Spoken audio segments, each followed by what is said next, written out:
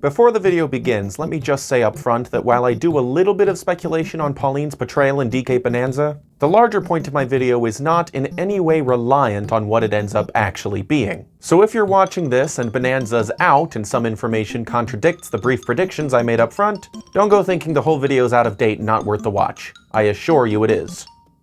Okay? Okay!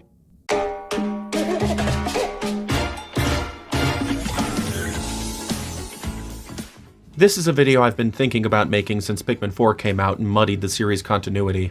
And I started thinking about it again after fans were displeased with Tears of the Kingdom's lack of linkage, no pun intended, to Breath of the Wild. Then I started thinking about it again after a recent interview with Miyamoto where he compared Nintendo's relationship to its characters to that of a talent agency and its pool of clients. We'll circle back to that later. But the thing that's finally convinced me to sit down and write a script on this topic is the confirmation that Pauline, the damsel DK kidnapped in 1981, will be appearing as a 13-year-old companion to the Great Ape in Donkey Kong Bonanza. My social medias are all abuzz with people speculating how this makes any sense. Has Pauline been cursed to be a child? Is this a prequel to the arcade DK? But how can that be when Cranky Kong is here? He's the arcade DK, and he even has dialogue calling back to his rivalry with Mario in this game. What does this mean for the timeline? How will Nintendo explain this? Now, DK Bananza will be out in a little less than a month at time of writing, but I'm gonna go ahead and begin this video with some brief predictions as to why Pauline is a 13-year-old girl in this game, then tie it into this video's larger point about Nintendo's outlook on continuity in their franchises. My theory as to why Pauline is a little girl and not her regular adult self is because being small lets her perch on DK's shoulder without disrupting his silhouette and making platforming and combat needlessly cumbersome. As for why this little girl is Pauline, and presumably not a new character, I believe it's because Nintendo have been positioning Pauline as one of their more prominent characters ever since Mario Odyssey, whose developers are presumably behind this new game as well, and have had their heart set on her using her singing abilities as a gameplay mechanic from the earliest conceptual stages of this game. And that's it.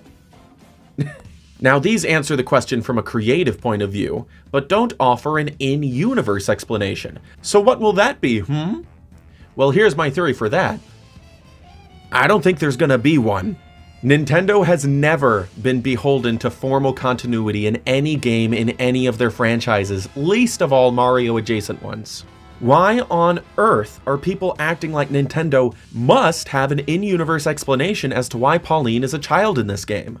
It seems far likelier to me that they won't have one. And if I'm wrong, I get to be pleasantly surprised that they put a little bit of thought into one of their flights of fancies for once. But all the people who are dying on the hill of there simply needing to be a quote canon explanation for this confusion are only setting themselves up for disappointment if I'm right. I'll get off Donkey Kong and into the broader conversation on Nintendo and continuity in just a second, but first, I'd like to say a couple things. A, I am not bothered by Nintendo's apathy toward continuity. Occasionally miffed or bugged, such as in the case of Pikmin 4's retcons, sure, but not enough to dislike that game, for instance.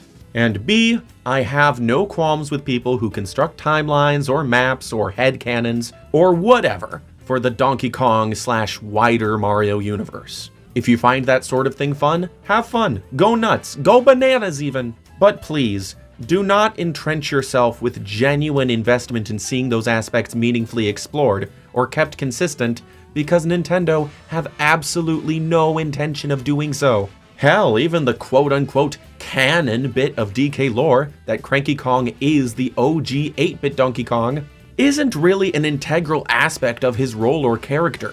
Just a cute reference that was done to make meta-commentary on the fact that the DK Country series was being positioned as not your granddad's Donkey Kong. Have all the fun you want explaining away all the incongruities across DK and Cranky's appearances that call the logistics of his status as the OG arcade Donkey Kong into question, with charts and videos where people pretend to be frustrated and exhausted with the burdensome task of studying Donkey Kong canon to find the quote-unquote truth. But I hope you realize that the actual truth of the matter is just that Nintendo doesn't keep continuity with any of their franchises. Any of them. The Zelda timeline is rife with fallacies. It wasn't even considered during Breath of the Wild's development, and Tears of the Kingdom, a game that for the majority of its pre-release marketing was known as the sequel to Breath of the Wild, didn't even bother keeping direct continuity between just those two titles. The 5 main entries in the Metroid series do have continuity. That, unfortunately, does not tie neatly into the Prime series or Other M, which has led fans to wonder whether or not they are even supposed to be connected, or just an adjacent continuity or something. And that's to say nothing of materials from other media like manga. The Star Fox series is made up entirely of games that either retell the first entry story with different details, or go all in on shaking up the status quo so confoundingly hard. And the Pikmin series, oh man, this one hurts, has only just recently been on the receiving end of a dramatic continuity upheaval whereby Pikmin 4 has essentially soft rebooted the whole series, yet confusingly without actually making any changes to the lore or status quo from any of the previous games. The only action franchise Nintendo's made in-house with 3 or more entries that doesn't have glaring in-universe incongruities is Splatoon, which is probably owed to the fact that it was conceived and developed by greener employees. I'm not saying old guard like Miyamoto are directly responsible for the unnecessary lack of attention paid to this stuff in the likes of Pikmin, Star Fox, and Paper Mario, but oh, never mind. Even if Splatoon and new prospective franchises like ARMS keep consistent continuity, they are still going to relegate their lore and world building to abstracted or atmospheric assets and largely refrain from making them central to the curated gameplay experience. Why? Because Nintendo are always thinking about the casual consumer first and foremost. They've gotten a little better at appeasing their long-term fans in recent years, but their attentions are always fixed on general masses over a niche audience, no matter how large the niche may be. Obviously, no company needs to sacrifice continuity in their franchises to perpetually attract new customers, but for some reason, Nintendo seem convinced of it. Or at least some people at Nintendo do. Don't get into it. And that's just the way it is. It's neither purely good nor purely bad, it just is. But an unfortunate side effect of Nintendo's continuity aversion isn't that it hinders their game's quality, but that it breeds this weird subset of fandom that seem convinced there must be a rationale behind everything in their favorite fictional world, who become obsessed with the explanations of wiki editors, fanfic writers, and YouTubers with speculative fiction hobbies. And every now and then, the questions and concerns from this crowd make their way to Nintendo developers, who in turn throw the cold truth of their indifference right back at them. When presented with the question of who Bowser Jr.'s mother is, Miyamoto coyly grimaced, then pointed at himself. Is he suggesting that he himself is an active in-universe participant in the Mario universe's events? Is he an immaculate deity who divined Bowser's son into existence like Zeus birthing Athena fully grown from his forehead? Obviously not. By pointing to himself, he's telling us, Bowser Jr. is a fictional character I created. There is no character in his fictional world who is meant to be his mother. He doesn't need one to exist, because nothing in any of our games need a reason to exist beyond complementing a game's mechanics or premise or our company's agenda. Well, obviously he didn't say that in so many words, but on May 21st, 2025, he did say this. I really see Nintendo as sort of like a talent agency, and we have within our roster a lot of talented characters. So we create a game with a certain gameplay concept, gameplay experience, and then we look at the roster and see who would best fit this gameplay concept or experience. This explains a lot, and it tracks onto their best and worst executed ideas alike. Consider Splatoon. How at some stage of development they considered making it Mario Paintball or something, but the gameplay mechanics required different characters as conduits. So we got Inklings, we got their world, we got their lore, and the rest is history. Now consider Paper Mario. How it started life as a story-driven RPG series, but was abruptly changed into a series aimed at players between 5 and 6 years old because it seemed like a good conduit for simple paper-adjacent gimmicks. Or how about Star Fox Adventures? Rare was making a unique IP that had nothing to do with Star Fox, but Miyamoto noticed the lead character was an anthropomorphic fox, so he said, hey, who's this bum? What are you wasting your time on some 2-bit flea-bitten nobody when one of our agency's star players needs a project? Recast that guy with Fox McCloud, just like how the voice actor for me was recast, apparently. Capiche? I am not trying to rekindle the is Miyamoto anti-story debate again. I think this video by Thrilling Duck reflects that situation and my outlook on it pretty definitively.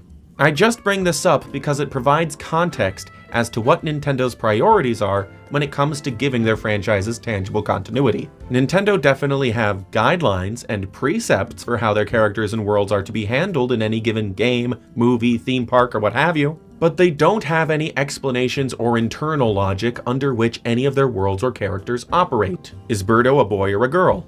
Birdo is a fictional character. Do Kongs age faster than humans, thus explaining how Cranky got so old while Mario stayed the same age? Well, Mario and the Kongs are fictional characters who will appear as intended by the game developers. Miyamoto claimed that while all their distinct universes must be considered separate, Pikmin are allowed to be portrayed in any universe they have. What are the lore implications of this? There are none. He simply meant that he's okay with the Pikmin themselves being Easter eggs in non-Pikmin ventures, but not okay with, say, Ganondorf appearing in a Splatoon game or something.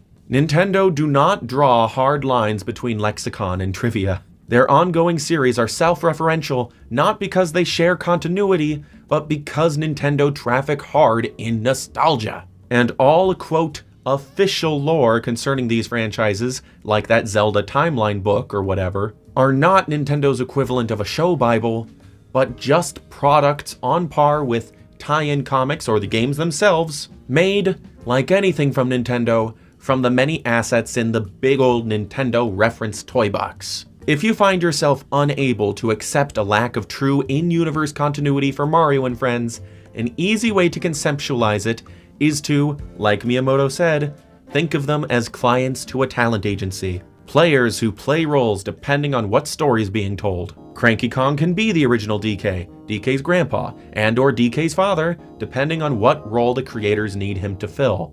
And I believe this same is true of Pauline. She can be the mayor of a city, or a damsel in distress, Mario's girlfriend, an acquaintance of Mario, or a 13-year-old girl who has nothing to do with any of it, if Nintendo want her to fill that role. You know, this whole situation kinda reminds me of the whole Ridley is too big for Smash discourse that had been ranging from the time of Melee all the way to his reveal in Ultimate. There was a real, genuine contingency of people online opposed by matter of principality to the notion of Ridley being made a playable character in a Smash Bros. Game because he's just too big. They had no hate for the Metroid franchise. Hell, some even claimed to have a love for the character so great as to not want to see him inaccurately portrayed as anything but a titan several times Samus's size. But ultimately, this was no hill to die on.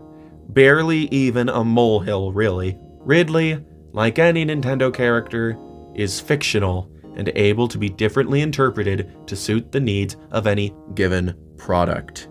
I'm not telling you not to have standards or preferences for how Nintendo portrays their characters. Lord knows I have plenty. But I am advising you to stay far away from the false notion that the Mario universe, and most Nintendo universes for that matter, have lore to invest in. The word you're looking for is trivia. I'm sorry if that makes you feel insecure, because it means that these worlds and characters you're invested in are in fact trivial, but that would be the case regardless. Hate to break it to you. Okay, this is a tough video to wrap up, but I'll try anyway. If you have any contributions to this conversation, by all means, leave them in the comments. But I'm going to tell you right now, if you're looking for a debate, you're not going to get one from me. What you are going to get from me are more videos. Woohoo! I've got plenty on my channel you can check out, and plenty more to come. And plenty to share early, with your name in the credits, if you pledge as little as $1 a month to my Patreon page, like these fine folk on screen right now. Thank you for watching, thank you for subscribing, and I will see you the next time I see you.